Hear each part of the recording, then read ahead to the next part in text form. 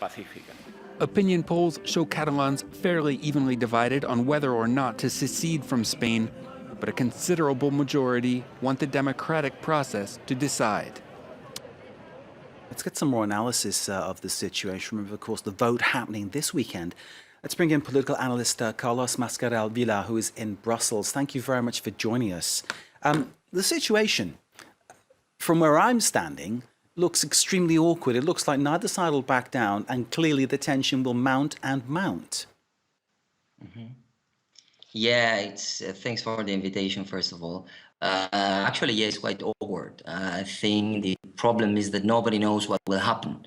So I think everybody, even analysts and political scientists, we don't know what will happen actually, because everything will depend on the reaction of the Spanish government on the day of the vote. It will depend also whether there is a lot of people going there, whether actually ballot boxes are not there or they are there. So actually, there's quite a lot of uncertainty. We don't know actually what will actually happen. Are you alarmed by the way the Spanish police has been behaving, the raids of authority figures, the way that voting forms, envelopes and urns were confiscated today, for instance? Yeah, of course, everybody is quite, I mean, all those who want a political solution to the problem are quite scared. And this is not new now, of course, because the referendum is just right there in the corner. But since Catalonia approved its Statut de Catalunya, which is the Catalan constitution, and it was cut down by the Constitutional Court, there has been no political response from the Spanish government.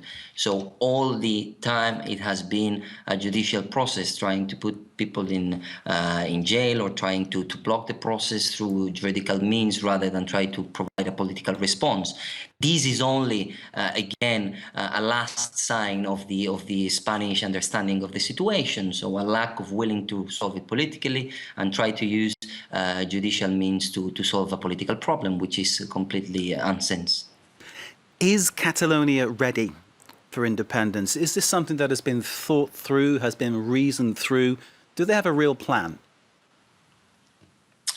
In my opinion, I think that there is a plan in order to go through independence, so to do the process. However, the problem is that we are not a state. So the Catalan government, in many senses, has no means to materially control the result and really ensure that the outcome is the one that they want to be. Just to put an example, at the end, you need to control your own finances. But this cannot happen if you don't have the means and you don't have, for example, the data on the taxing system. So the problem is that materially, if the Spanish government doesn't accept a negotiation or an agreed referendum in the future, it's going to be very, very, very difficult for the Catalan government to implement independence. That doesn't mean that the Catalan people is ready for independence. Of course, many countries have gone through that process. I thought, though, Catalonia was the richest region, and the reason why Madrid was so against losing Catalonia was because of that, because it was providing so much tax revenue.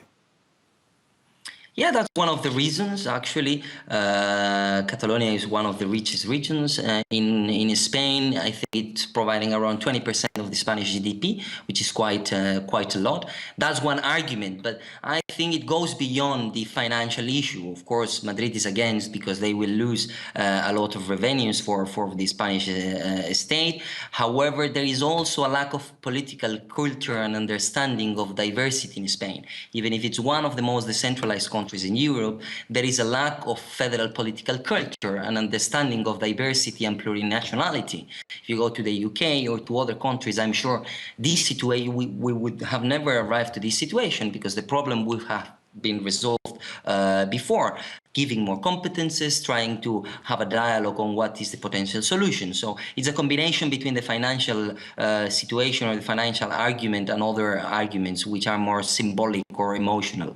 And is the issue in Spain as well that if Catalonia decides it will break away, then other regions may decide to follow suit, thinking, well, hang on, if they can go it alone, we can go it alone. I'm not just thinking of the Basque region, but other parts of Spain. Yeah, that's one of the arguments also which applies to the debate at the European level, because other countries might block this too, because of course they have similar problems with territories. However, this might happen with Galicia and with the Basque country. However, it won't happen with other territories.